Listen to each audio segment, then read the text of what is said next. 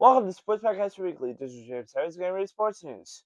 So, today is the first day of the college football offseason. Clearly, yesterday, the Indiana Hoosiers won the college football playoff national championship. So, I'm going to talk about that.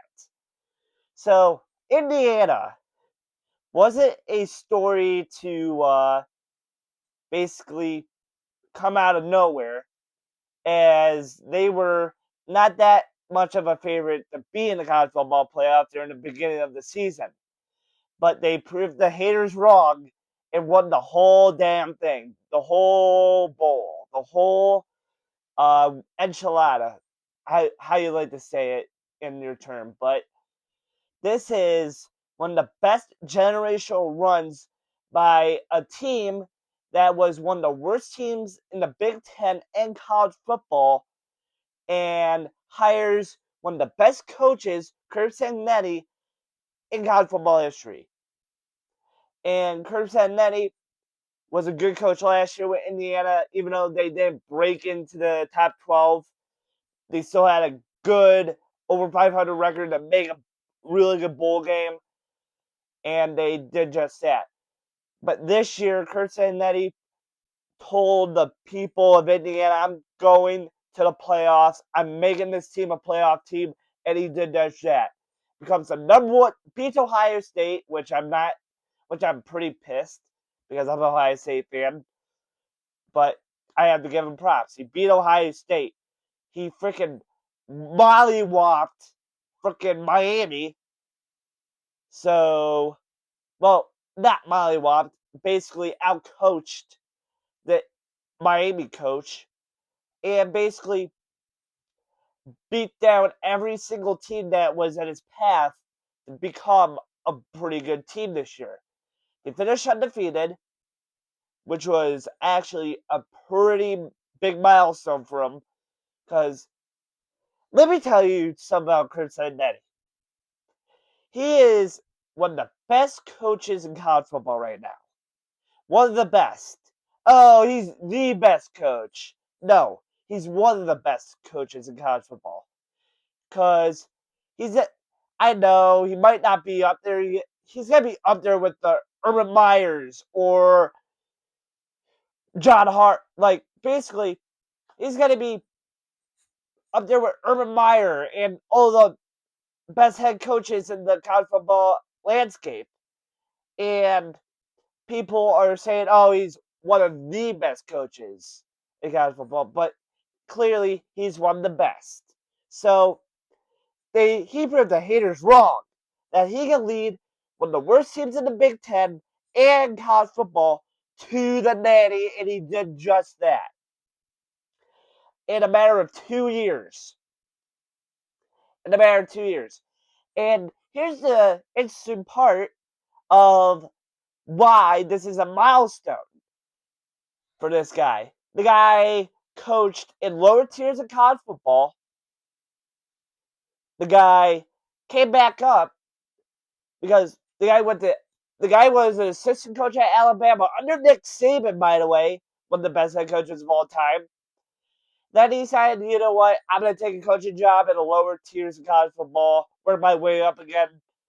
He decided to go to JMU, who's in the Sun Belt, and then he decided to take the Indiana job, which was actually a pretty smart move for the kid. I mean, guy. Why did I say kid? But the guy has what it takes to be one of the best head coaches in the world. All college football. This is like saying, oh, Ryan Day's one of the best coaches, and which he is, but however you want to put it, he's decent, he's good. But every single coach will have a big year to prove I can make it to the big game and win it. And that's what Curt said that he did. He took all, like half his guys from JMU and plopped them into Indiana, and took all these other kids from different schools and plopped them into Indiana. And he took and he brought in Mendoza, who is actually a walk-on. He was trying to walk on at Miami, and he decided to go to Cal. And then he decided to transfer out of Cal to go to Indiana.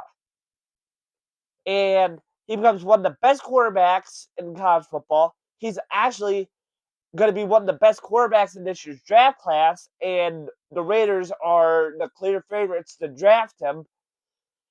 And he's a Heisman Trophy winner. How you going to get that out of the guy? He was one of the best quarterbacks in this year's quarterback class. So we'll never know how he's going to work out in the NFL. But this guy, Curt Cignetti, taught him, if you're going to make it in the pros or you're going to be a good quarterback, you got to learn how to do stuff my way or the coach's way.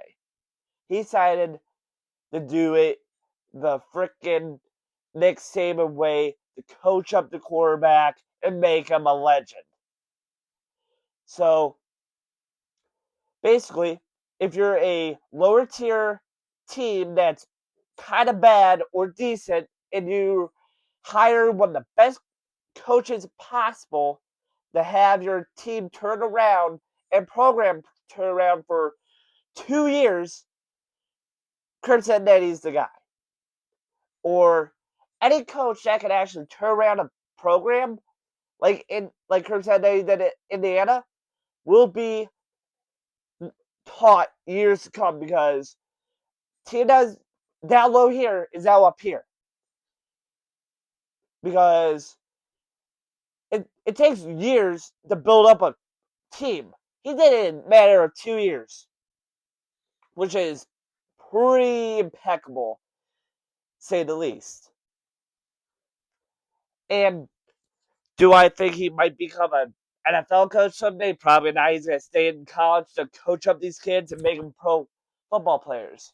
So, yeah, that's my take on Curt Cignetti. He's one of the best head coaches in college football right now, and he's going to keep on having that attitude with those guys like this. He's going to make them to freaking elite athletes. Because college football has changed now over the years. And now, you don't have to be a flashy 5-star, 4-star. You just have to be the best player on your team. You got to be a really good athlete. Because the whole college football landscape has changed.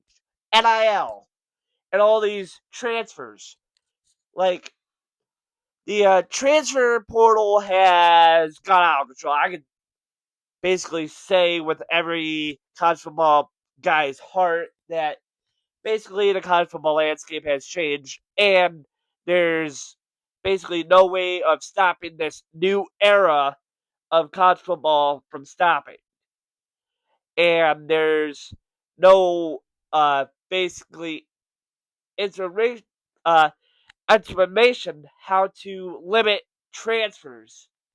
Like, this is how I would say, oh, we gotta limit transfer portal to how many players, because it's out of control. Like, star players can go anywhere, I don't care. But if you're like a freshman that doesn't get the start, like today, that Kyle Mendoza's brother, he's officially in the transfer portal. He's not gonna be playing with Indiana because the Duke quarterback has decided to become the new face of the Indiana football team for next season. So he's gonna be under Curt Cignetti's offense. So we don't know where Mendoza's brother's gonna go. I wish him luck wherever he's gonna land. I hope he gets the starting job because he looks good enough to be a good quarterback. So yeah, that's how basically how college football portal and how NIL is gonna be out. It's not.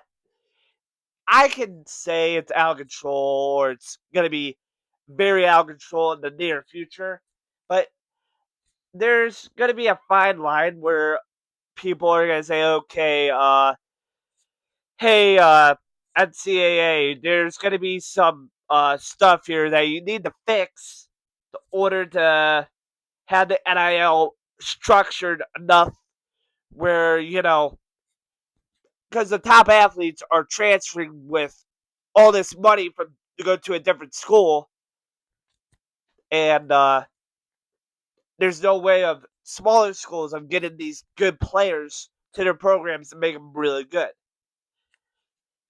If you're a small program, you're screwed all the way to the top because all your players that had your team that great or middle, yeah, they're gonna transfer to a different school to make that other school look great and make you guys look really bad because you guys had a good if you guys had like a mid class of high schoolers transfer to your school who are good enough or not good enough, like you only have like 20 or 30 or 40 or 50 kids out of high school commit to your college, it's going to be a problem. Because how are these guys going to learn? Because these guys are going to start as freshmen, and there's going to be no way of stopping how many people can go into the portal. Like, I say teams at maximum have to have 10 players. 10. I say 10. A team can allow only 10 players to transfer in the transfer portal.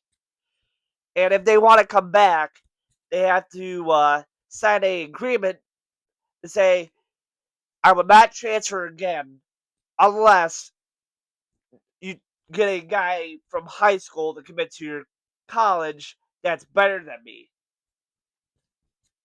Like, there should be a little deal between the college and the athlete to say, okay, I'm going to transfer, and if no offers come in, I'm going to recommit to your school.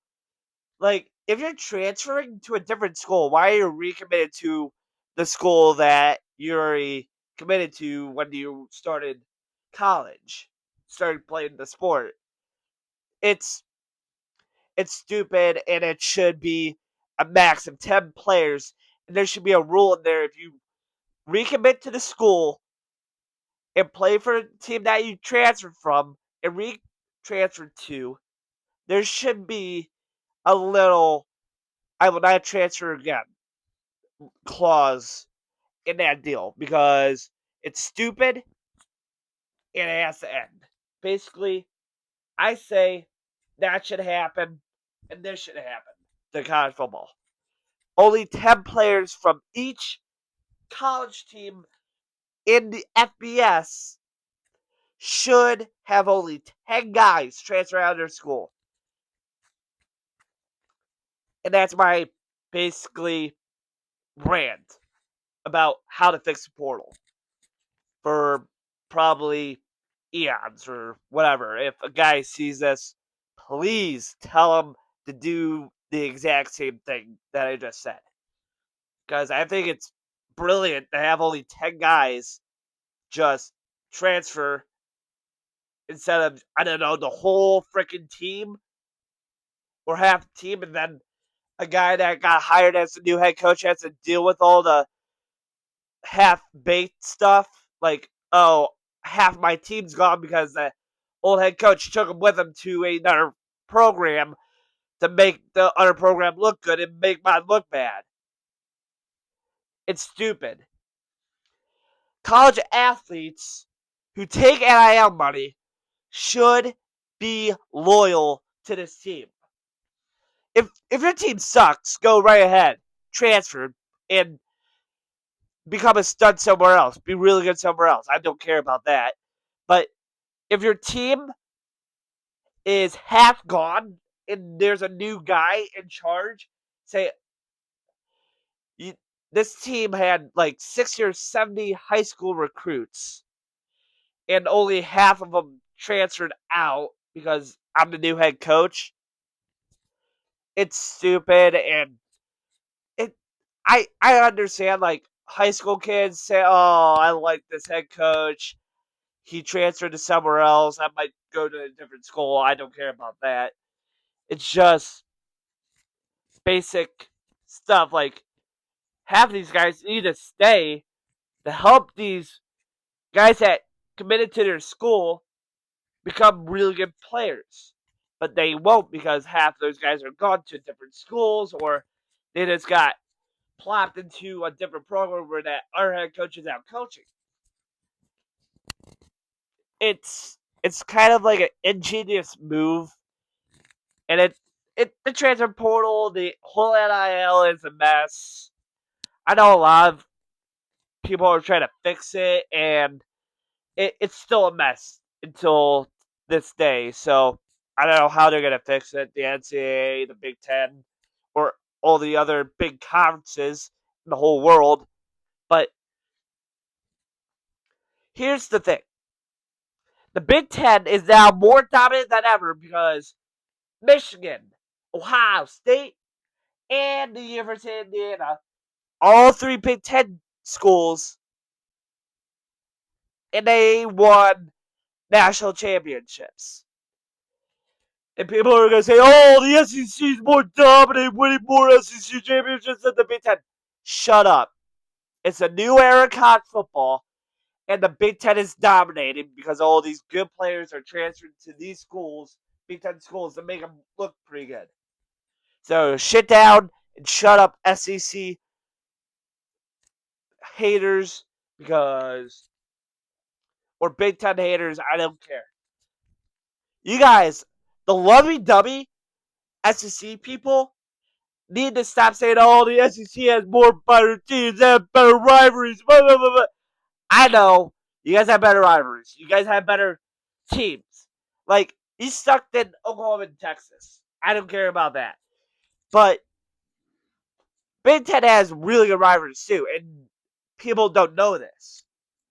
Like, I know, because you guys only hear the big ones. Michigan, Ohio State, Michigan State, Michigan, and all these other rivalries. The Paul Bunyan Axe, and all these other things. So sit down and shut up. And this is the end of my rant. Thanks for watching. This is Sports Podcast Weekly. Signing out. Thank you.